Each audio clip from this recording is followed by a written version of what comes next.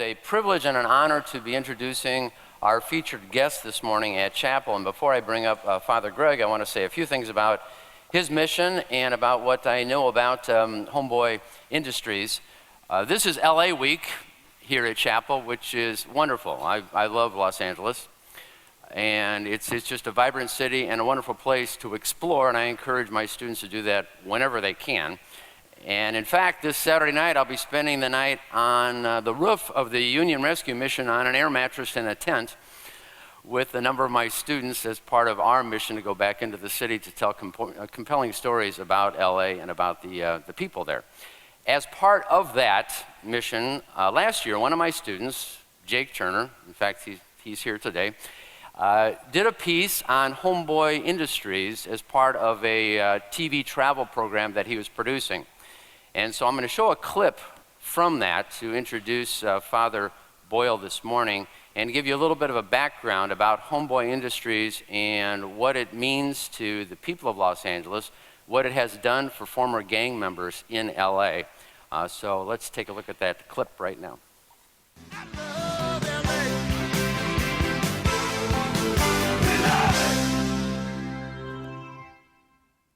Hello and welcome to The Other Los Angeles. I'm your host, Jake Turner, and today we're checking out Homeboy Industries, an organization that takes ex-gang members and gives them a job. Let's take a look.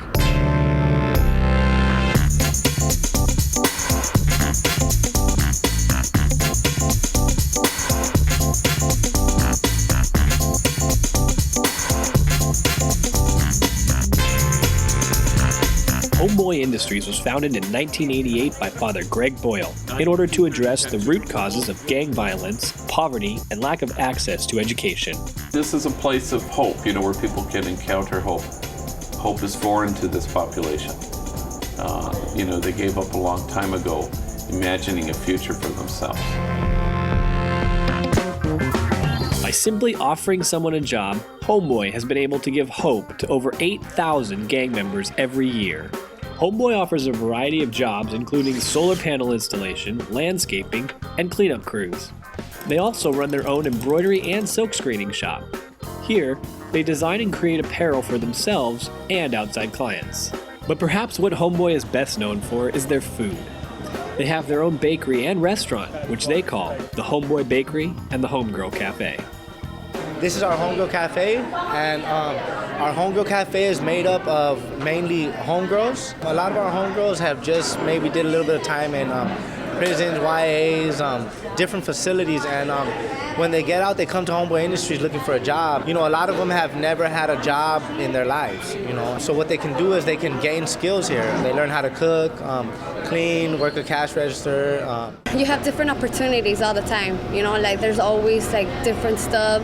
There's always a challenge, and we're here to serve the people and to make a change for ourselves, We're going to the bakery now, and they require us to wear hairnets, so let's put it on and see what they got in store. How's that look? Pretty nice? Let's go. While the bakery creates over 2,000 items every day, that's not their main focus. Their goal is to train up homeboys and homegirls and give them the skills to have success on their own. It takes a long time to be a great head baker, to have all that expertise, and we would like to give that back to the homeboys here and make sure that they can use that in the future for to do great bakeries all over the US, hopefully. And that's what Homeboy is all about, getting gang members off the street and giving them a second chance at life. Homeboy says it best when they say nothing stops a bullet like a job. If you'd like more information about Homeboy or how you can help, visit their website at homeboy-industries.org. Would you please join me in introducing our featured guest this morning, Father Greg Boyle.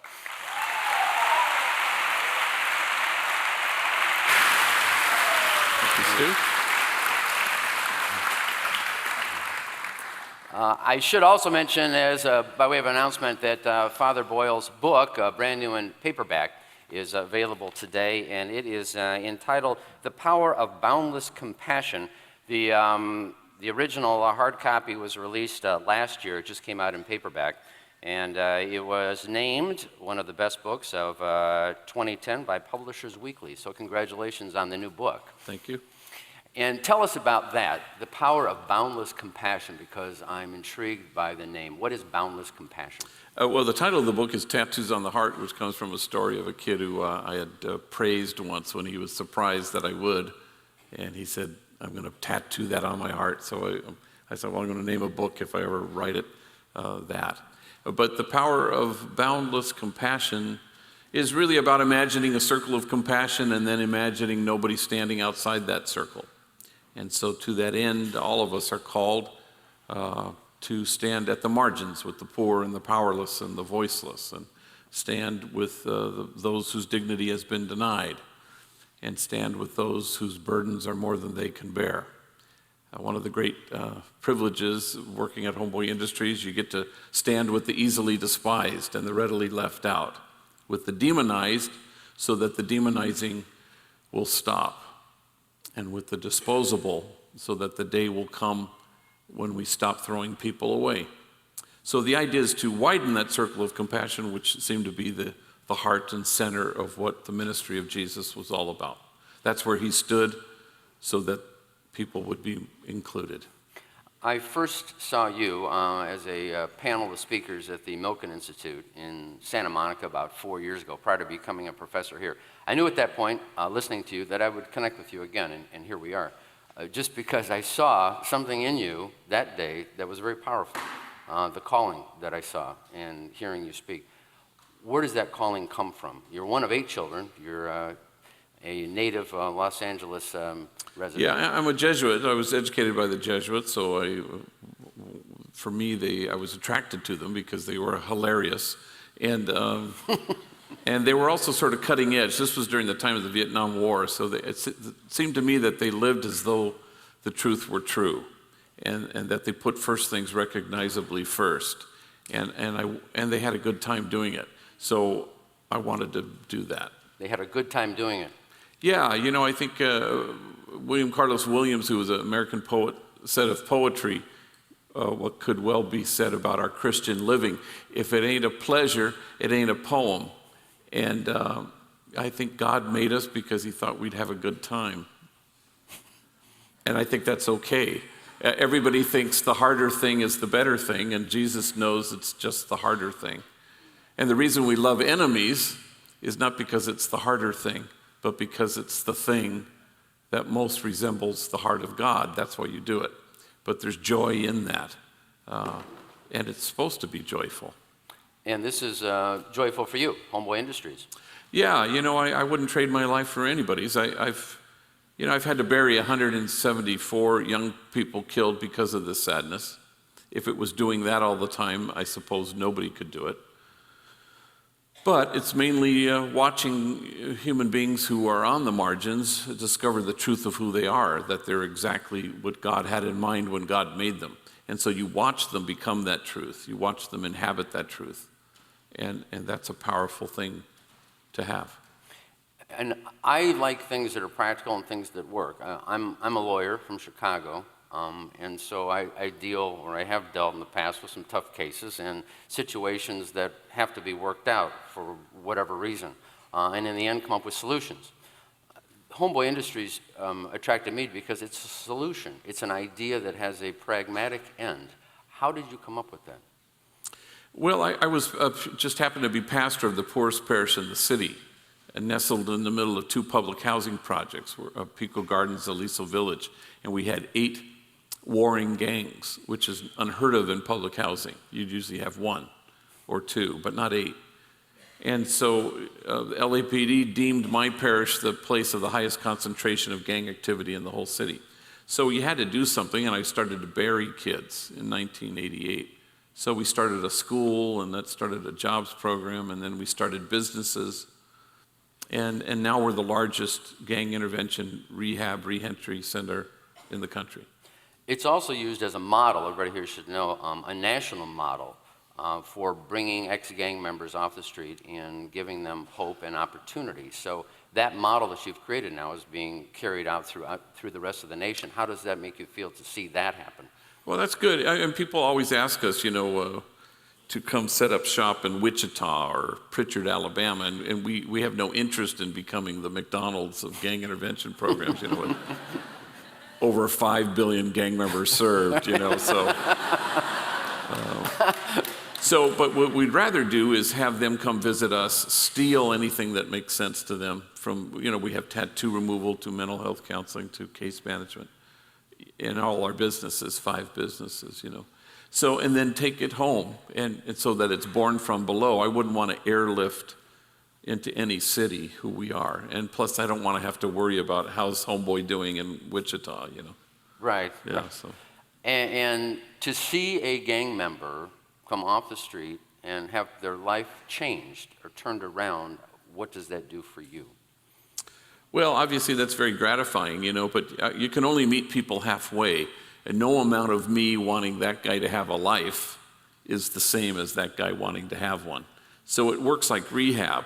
Our program is not for those who need help. Lots of people need it. It's only for those who want it, so you have to willingly walk through our doors. And what do you say to those who, outside the program, don't know the program, and they look at gang violence, they look at gangs in LA, Chicago, New York, wherever it might be, and say, why don't we just lock them all up? Isn't that the answer to this? Well, I don't know. I mean, I think demonizing is always untruthful, along with being morally bankrupt. So I think it's important not to demonize. I think, and that's why Jesus chose to stand exactly with the people who were most rejected and marginalized, because he wanted that to cease. In the end, Jesus says, articulating God's own longing for us, that you may be one. It's about kinship. It's about not us and them. It's about us, only us. And that, I think Mother Teresa, diagnosed the world's ills correctly when she suggested that the problem in the world is that we've just forgotten that we belong to each other. So how do we stand against forgetting that? How do we create a community of kinship such that God might recognize it? So anything that wants to lock them up, throw away the key, is pretty foul. Let's talk about Los Angeles a little bit. You grew up here, one of 8 children. I'm transplanted here, but I love Los Angeles. I've lived in most urban areas in America. There's something dynamic about this city. It gets its fair share of knocks, maybe being absent in culture, being all about Hollywood or whatever. But what is it about LA that you like? I think it's a great place to live. You wouldn't want to visit, you know. I think it's a hard place to visit, but I love the communities and the pockets. And for a quarter of a century, I've lived in Boyle Heights, which is a very poor area and very Mexicano, almost 99.9%. So I feel that's my home. It's been a home for a long time, but a place that's rich in diversity and culture. Steve Lopez of the LA Times said that if the global city of the 21st century will be defined by Los Angeles for a number of reasons. We're on the Pacific Rim. I think right now as we're talking, there's probably 20 boats waiting to unload at the port of Long Beach or San Pedro from China, Vietnam, Indonesia. So the global economy is coming right here to LA. And the mix of people is dynamic too. Talk about that a little bit. The mix of the people that you've seen over the years that you've been here in terms of the Hispanic population, Caucasian, African American, Asian, and how that's playing out. Well, at Homeboy Industries, we're kind of a melting pot. We're the United Nations of gangs. You know, from every gang in the county is represented there. At least people who receive our services get their tattoos removed. But beyond that, too, I mean, I'll tell you a story. At Homegirl Cafe, Diane Keaton showed up for lunch, and she, Oscar-winning actress from Annie Hall and Godfather movies, and it's the first time she'd ever come to a Homegirl Cafe. And her waitress is Glinda, and Glinda's a homegirl, been there, done that, tattooed, been to prison. She doesn't know who Diane Keaton is, you know, so she's taking her order, and Diane Keaton says, "What do you recommend?" And Glinda rattles off 3 dishes that she really likes. And Diane Keaton says, "I'll have that second one, that sounds good to me." And suddenly something dawns on Glinda. She looks at Diane Keaton, she says, "Wait a minute, I feel like I know you, like we've met somewhere." And Diane Keaton sort of, you know, humbly sort of deflects it. "Oh gosh, I don't know, I suppose I have one of those faces that people think they've seen before." And Linda goes, no, now I know. We were locked up together.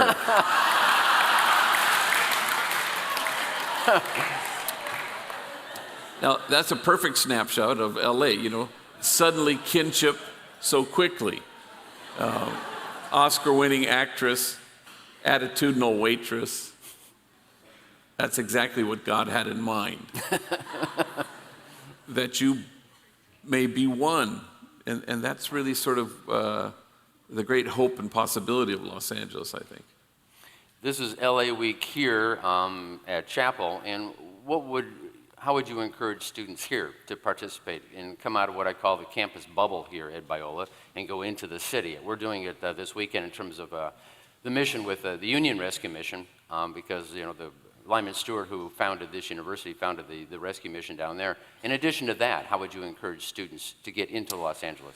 Well, I think the goal of authentic Christian living is to bridge any distance that exists between us. That's why kinship is the goal. None of you who are being prepared for the real world, you're being readied to challenge the real world. And the opposite of the real world is not the unreal world. The opposite of the real world is the kingdom of God, is kinship, as such that God might recognize it. So you don't want to stop at service. Service is undoubtedly a good thing. But there's distance in service, service provider, service recipient. So you want to bridge that. Service is the hallway that leads to the ballroom. You want to get to the ballroom, and the ballroom is kinship, a place where there is no us and them, just us. No kinship, no justice. No kinship, no peace. I don't care how singularly focused you may well be on those worthy goals. They won't happen if there isn't a sense of kinship. It has to be like that. One of the great privileges of my life was knowing Cesar Chavez. And I remember once a reporter commented to him, wow, these farm workers, they sure love you. And he shrugged and he smiled and he said, it's mutual. And that's the idea. Otherwise, you're stuck in a place of service provider, service recipient, high moral distance. I'm helping you, you're receiving from me.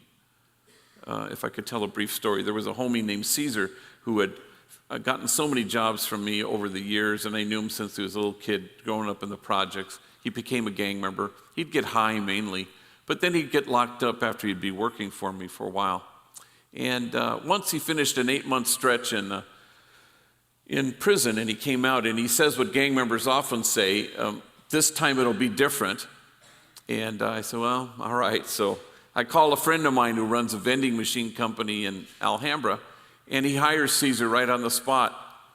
2 weeks later, Caesar's in my office, and he has sort of a dangerous sense of humor. And he's about 25 years old at the time. And he says, damn, G, waving his first paycheck. This paycheck makes me feel proper. I mean, my mom, she's proud of me, and my kids, they're not ashamed of me. And you know who I have to thank for this job. And I said, gosh, well, who? And he looked at me strangely and he said, well, God, of course. I said, oh, sure, yeah. No, that's right, yeah, God. And he looked at me and he said, you thought I was going to say you, didn't you? I said, oh, no, gosh, God's number one, yeah. And he said, you are so lucky we're not living in them Genesis days. I'm sorry, them Genesis days? He goes, yeah, because God would have been had struck down your ass already by now.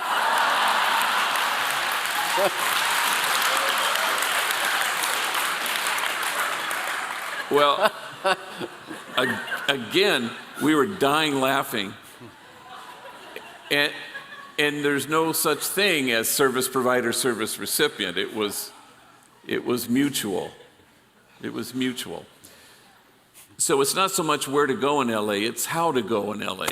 If you go to the other LA, as was featured in that wonderful film, then you go there knowing that you might help return somebody to themselves, but you're going to be returned to yourself. And that's the mutuality of kinship, and that's the hope. I think we've had a first here at Chapel with that story. That was a good one. Oh.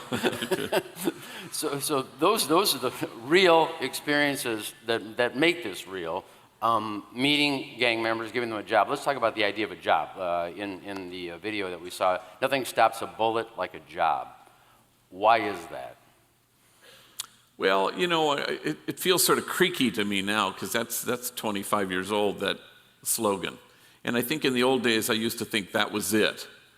But now I think what we've discovered in the last 5 years at Homeboy Industries is that we are a community, a therapeutic community that repairs attachment, that restores people, that reminds people of the truth of who they are. So, yeah, a job gives you a reason to get up in the morning and a reason not to gangbang the night before. That's important. But this is more important, that people find a sense of healing. And everyone who comes to Homeboy comes from a great place of damage. So how do we seek a kind of compassion that can stand in awe at what the poor have to carry rather than stand in judgment at how they carry it? And that's the goal. For in the end, the measure of our compassion will lie not in our service of those on the margins, but in our willingness to see ourselves in kinship with them. So a job is helpful, but maybe 85%. But there's that other percentile that is quite essential, which is community. Community trumps gang. The early Christian church used to say, one Christian is no Christian. And that's important because it's about us together. And that how can you widen the circle of compassion so that nobody's outside? My favorite miracle in the whole gospel is when Jesus is in direct violation of the fire code and he's in a house and nobody else can get in. Do you remember this one? And all of a sudden, you have two industrious types outside with a paralytic on a mat. How do you pull this off? I don't know. And they get up on the roof and they rip the roof open. And suddenly they lower right into the middle of the living room this body. And you can imagine that Jesus is as charmed as we are. And of course, he heals the guy. And everybody thinks that's the miracle. But the miracle began when two people ripped the roof off the place. And somebody who was outside is suddenly let in. And that's essential to the Christian message. And it's concrete. It's roll up your sleeves. If your help is not concrete, Jesus is not interested. And I think that's important. And let's talk about your church in Los Angeles and the future of churches in LA, and how do you see them in terms of neighborhood outreach and the mission of the church and maybe how it's changed during your lifetime? Well, you know, I remember once I was riding my bike out of the church property, and this was about 6 o'clock at night, and we had 100 homeless men, undocumented men, who were sleeping in the church every night. And so the people in the parish fed them. So there was a big line of homeless people being fed. There were tons of gang members in the parking lot smoking cigarettes and safely standing there, which changed the idea of what a church should be: hermetically sealed, good people in, bad people out. That jostled with that idea. There were 700 people going to ESL classes in the school, and there were NA meetings, AA meetings. It was a who's who of everybody who was nobody was coming to this place. Gang member, drug addict, alcoholic, undocumented, homeless. Everybody who was nobody was welcome there. And I was riding my bike out, and all of a sudden a really nice car pulled up, a Latino gentleman, and he said, "Are you the pastor here?" And since I was the only white person around, it was, yeah. And he said, "You know, I was baptized in that church." He points at the church. "And I went to elementary school here. And I grew up in the projects." And then he shook his head with great disgust, and he said, "You know, this used to be a church." And of course, then I saddled my high horse, and I said, "Most of the people here think it's finally a church." And then I rode off into the sunset, you know, and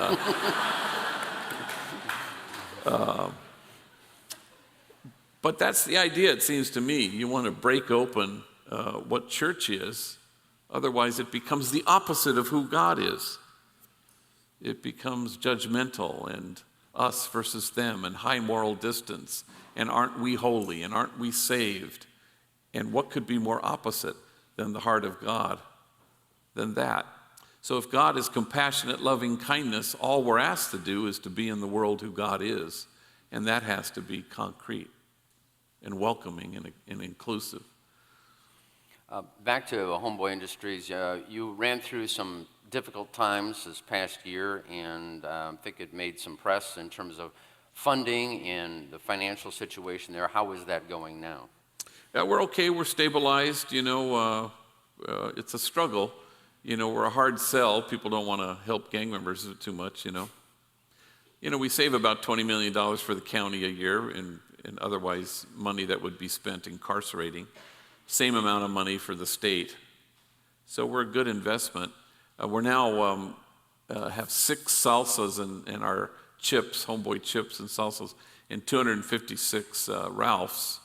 So you can support us by leaving no salsa behind, I just had your chips, by the way. They're great. Yeah, we just beat out Cheetos for the 8th week in a row Really? as the best snack.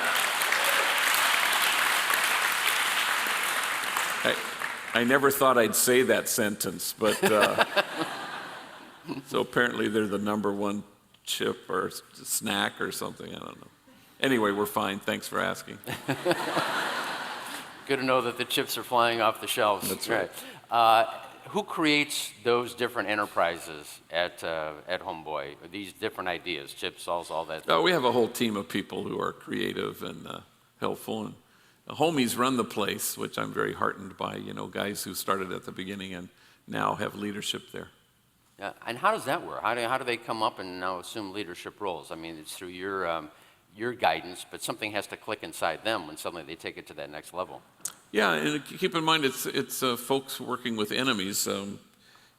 Everybody asks me about how can you work with your enemies, and homies, when they come in, they say, I really want a job, and I'll say, you can work in the bakery. I have an opening, but you have to work with X, Y, and Z, and I rattle off names of enemies.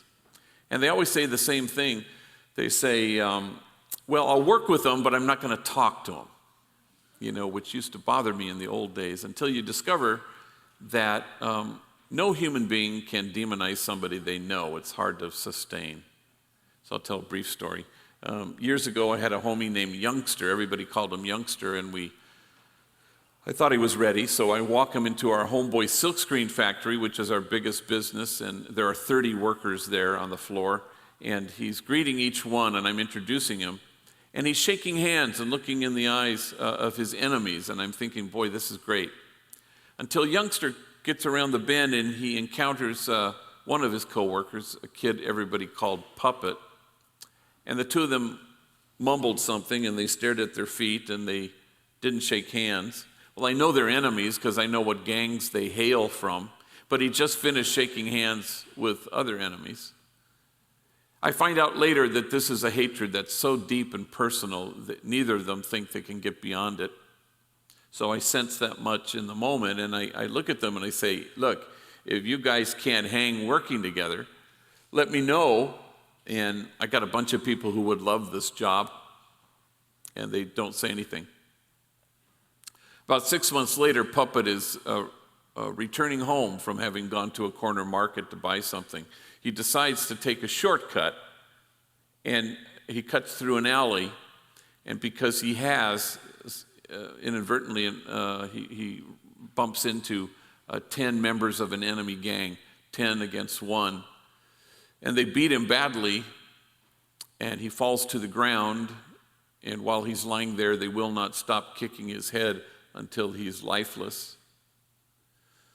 Somebody finds him and takes him to White Memorial Hospital, where he's declared effectively brain dead. But they keep him connected to machines for 48 hours so they can sign the certificate at the end of 48 hours. So they keep him connected. This allows family and friends to come and visit and see him. I was at St. Louis University giving a talk I flew home. I've seen a lot of horrible things in my life, but nothing to compare to the sight of this young man with his head swollen many, many times its size. It was so horrifying, you could barely train your eyes on him. And as a priest, I gave him la unción de los enfermos. I anointed him and said a blessing prayer at the end of the 48 hours. They disconnected. I buried him a week later. But in the first 24 hours, I'm alone in my office, and at 8:30 at night, I get a phone call, and it's from Youngster, Puppet's co-worker at the silk screen.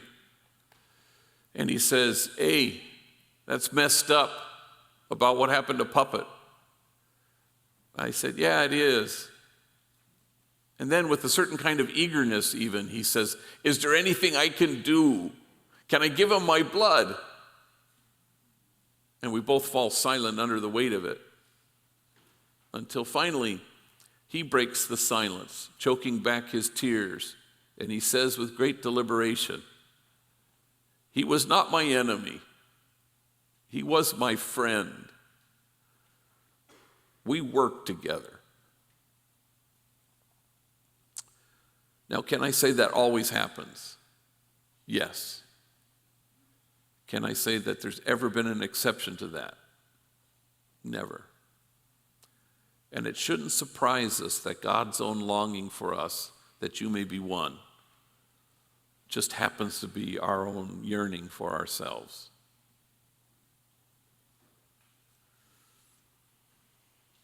Sorry for launching into a No, that's what this is about. And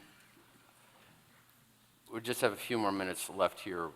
Leaving this chapel and talking about Los Angeles, in addition to what we have talked about, how can these students here, as we're thinking about LA, you mentioned service, but beyond that, what can they do if they want to reconnect to the city, as our founder, Lyman Stewart, did when he founded Union Rescue Mission, and make that real for them? Yeah, people always say, how does sinful social structures change? I don't think they change if you write a letter to a congressperson, though that's a good thing. But they don't change that way. Slavery ended because people stood with the slave. It's all about where you stand. The Beatitudes, they translated as, "Blessed are the peacemakers and the single-hearted and those who struggle for justice." And the original language isn't supposed to say blessed or happy. That the most accurate translation really is, you're in the right place if you're a peacemaker, if you're single-hearted, if you struggle for justice. Turns out the Beatitudes is not a spirituality after all, it's a geography. It tells you where to stand. And that's important. St. Ignatius, in one of his meditations on what he calls the two standards, says, "See Jesus standing in the lowly place." Well, that's where we're meant to stand. Nothing changes unless you stand there, because then the real world will say, "Why are you standing with them?" And your presence, standing with the poor and those on the margins, will always challenge the real world to drop what they're doing and embrace a community of kinship. So where you stand is essential. And like St. Francis, I agree with him. We're meant to preach the gospel always. When necessary, use words. And so where you stand announces a message to the world, and it changes it without uttering a word. It has been a pleasure chatting with you this morning. The privilege is mine. And understanding what you have done in the city of Los Angeles, and Homeboy Industries continues on and on. And let's project this 10 years. What would you like to have seen at that point with Homeboy and with your ministry? Well, I think Homeboy is a symbol as much as a place of concrete help. So we announce a message. What if we were to invest in people rather than incarcerate our way out of a problem? And so if that message spreads and people embrace community as a solution, then I'll be happy. Great. And your book is available outside and also in the bookstore. Yep, And I'll sign any copies, and if you buy them and it suddenly becomes Tuesdays with Homie, or the purpose-driven homie or something like that. And then along with salsas and chips, I can keep my doors open. So if you buy one and somebody says, could I borrow that copy of Tattoos on the Heart, look them in the eyes and say, buy your own damn book. All right, so. Thank you. My pleasure. We hope you enjoyed this message. Biola University offers a variety of biblically centered degree programs, ranging from business to ministry to the arts and sciences. Learn more at biola.edu.